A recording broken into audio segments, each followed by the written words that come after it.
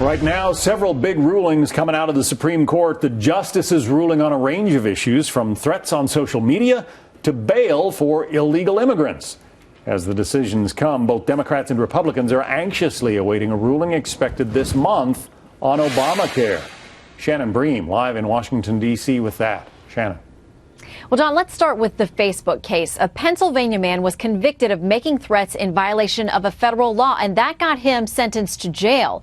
Well, that was after several violent postings on his Facebook page where he fantasized about his estranged wife's death, saying things like, quote, "I'm not going to rest until your body is a mess, soaked in blood and dying." Well, the man's attorney argued in the Supreme Court that, well, he's an aspiring rap artist just posting lyrics on social media, words which also included threats against coworkers, law enforcement authorities, and talk of shooting up a room full of kindergartners.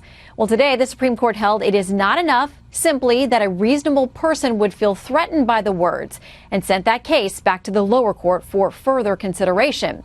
And in another opinion today, the court found in favor of a young Muslim woman who applied for a job at Abercrombie & Fitch but didn't get hired. She wears a headscarf which did not fit with the company's so-called look policy. Well, the retail giant argued that she never asked for any specific type of religious accommodation. Today, the court held that whether a religious practice is actually confirmed or not, it cannot factor into employment decisions. That case is also going to be sent back to the lower courts for more action. And of course, we are still awaiting a decision that could have a major impact on Obamacare.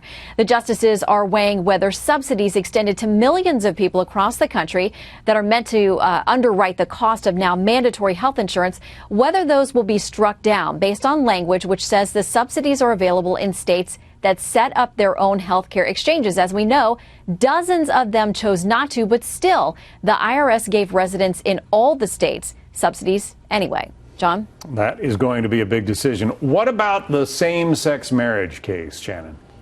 That is the other landmark decision we're waiting on. All of these decisions are due by the end of this month.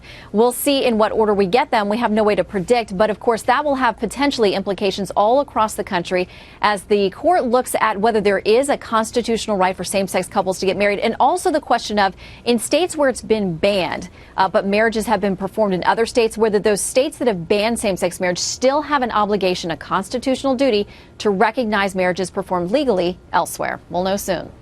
Shannon Bream in Washington. Thank you, Shannon.